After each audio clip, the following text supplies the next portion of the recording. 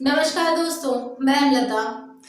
हमारी गणित की पेडागोजी प्रारंभ हो चुकी है। गणित की पेडागोजी के अंतर्गत हमने जो है गणित से संबंधित तार्किक चिंतन और विभिन्न प्रकार के जितने भी धारणाएं हैं वो सारी हमने पढ़ ली। उसके बाद हमने टॉपिक स्टार्ट किया था गणित की भाषा। गणित की भाषा से संबंधित पार्ट 1 मैंने आपको कराया है, जिसमें गणित की भाषा में प्रयोग होने वाले गुण, उसके चिंतन, उसके चर और गणित में नाना प्रकार से जो है वो मानव मस्तिष्क यानी बालक का जो मस्तिष्क क्रियाशील होता है उससे संबंधित मैंने आपको सारा पढ़ाया है। लेकिन फिर भी यदि आपको पार्ट 1 से संबंधित कोई बात समझ में नहीं आती है तो आप मुझसे कमेंट बॉक्स में पूछ सकते हैं। आज का इस वीडियो का जो टॉपिक है वो गणित की भाषा ही है, लेकिन पार्ट 2 है। जैसे ही हम पार्ट 2 पढ़ेंगे उसके बाद हमारा जो गणित की भाषा नामक टॉपिक है वो कंप्लीट हो जाएगा। इस वीडियो में शुरू से अंत तक बने रहें, क्योंकि ये वीडियो अपने आप में कंप्लीट है और इस वीडियो में जितना भी मैं आपको पढ़ाऊंगी यहीं से आईएमपी क्वेश्चन बनेंगे और मैं आपको पूरा समझाने के साथ साथ कौन कौन से क्वेश्चन बनेंगे ये भी मैं आपको अभी का अभी बता दूंगी। तो देखिए, गणित की भाषा के कार्य पार्ट 2।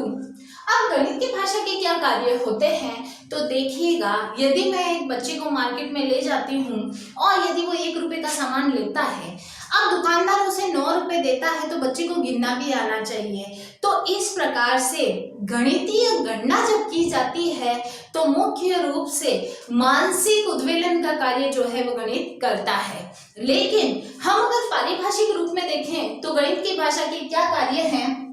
किसी भी विषय से संबंधित कोई भी विषय वस्तु होती है, उस विषय वस्तु की अवधारणा का मतलब है क्यों, किस लिए, किस कारण से और किस प्रयोग में वो वस्तु आएगी, ये सारा जो कॉन्सेप्ट होता है उसे अवधारणा कहा जाता है। तो किसी भी विषय से संबंधित वो जो वस्तु होती है, उस वस्तु से संबंधित जो जानकारी होती है उसे कहते हैं अवधारणा। उसी अवधारणा का जो आधार होता है उसे गणित कहा जाता है, यानी गणित का कार्य होता है।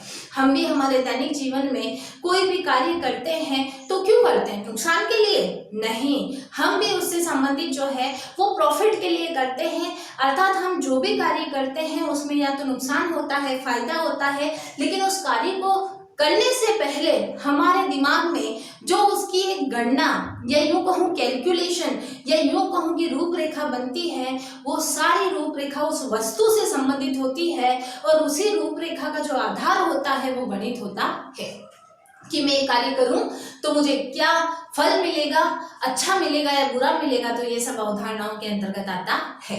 अब देखिए, और गणित में क्या होता है? तार्किक चिंतन का निर्माण होता है। तार्किक चिंतन कैसे? देखिए, तर्कों का निर्माण होता है। यदि मैं किसी भी एक प्रश्न को लेकर बैठूं गणित के, यदि मैं उस प्रश्न को हल करने लग जाती हूँ, अगर मेरे सारे प्रश्न एक के बाद एक सही होते हैं तो मुझे उस विषय में जो है वो क्या है, अच्छा लगेगा, मेरी उत्सुकता बढ़ेगी, मेरा मनोरंजन होगा।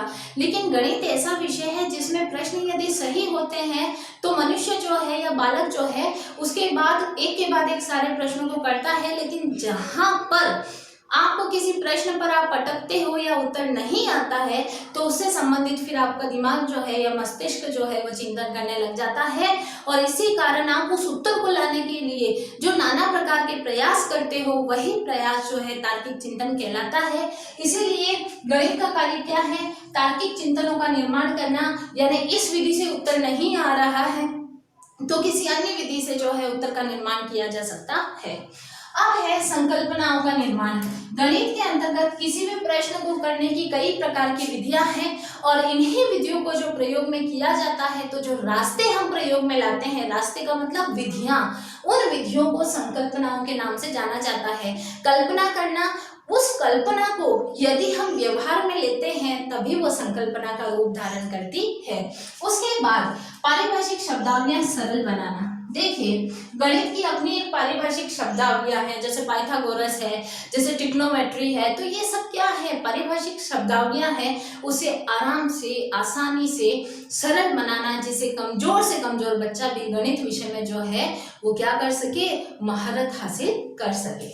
इसके अलावा गणित के अंतर्गत जब तक किसी भी प्रश्न का उत्तर हमें नहीं मिलता है तब तक हमारा मस्तिष्क जो है वो एक ही विषय पर या एक ही बात पर लगातार कार्य करता रहता है कि ऐसा क्यों, ऐसा क्यों। यानी गणित जो है वो एक ही विषय पर क्या करवाता है, एक ही बात पर बार बार क्या करवाता है, चिंतन करवाता है। और यही चिंतन जो है वो खोजों का निर्माण करता है और यही खोज जो है वो आविष्कार या सफलता की ओर ले जाती है। देखिए, गणित की भाषा के चयन के कौन कौन से आधार होते हैं। तो यहाँ से भी मोस्ट आईएमपी क्वेश्चन आता है कि गणित की भाषा का यदि आप चयन करते हो तो निम्न रूप से कौन कौन से आधारों का प्रयोग किया जा सकता है। तो मानसिक आधार यानी विद्यार्थी का जो मानसिक स्तर होता है वो मुख्य रूप से आधार का कार्य करता है। यानी किसी भी विद्यार्थी को उसके मानसिक स्तर का परीक्षण करने के बाद ही गणितीय विषय के अंतर्गत जो है वो क्या किया जाता है, पठन या पाठन कराया जा सकता है।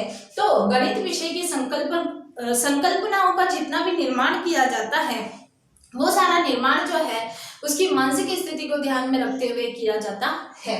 उसके बाद एक बालक की क्षेत्रीयता को भी ध्यान में रखते हुए गणित विषय की अवधारणा को लेते हुए गणितीय भाषा का आधार जो है बनाया जा सकता है।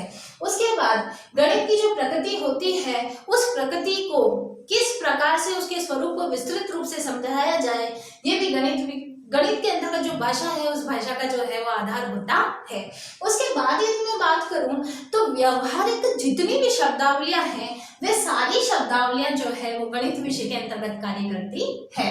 इसके अलावा सरल वैज्ञानिक शब्दावलियों का प्रयोग भी जो है गणित विषय में किया जाता है और संकेतों और चिन्हों के माध्यम से जो है वो गणित विषय को आसानी से सरल रूप से जो है वो पढ़ाया जाता है। तो इस प्रकार से गणित की भाषा के चयन के निम्न में से सभी आधार हैं जो गणित की भाषा को सरल और सफल बनाते हैं तथा कमजोर से कमजोर बच्चा भी जो है गणित की भाषा को आसानी से सीख सकता है। दोस्तों, यदि ये वीडियो अच्छा लगा हो तो ज्यादा से ज्यादा लाइक करें, शेयर करें, सब्सक्राइब करें और ज्यादा से ज्यादा बच्चों तक फैलाएं। और ये आज आपका टॉपिक जो है गणितीय भाषा कंप्लीट हुआ है। अगली बार हम पढ़ेंगे गणित की भाषा का पाठ्यक्रम। धन्यवाद।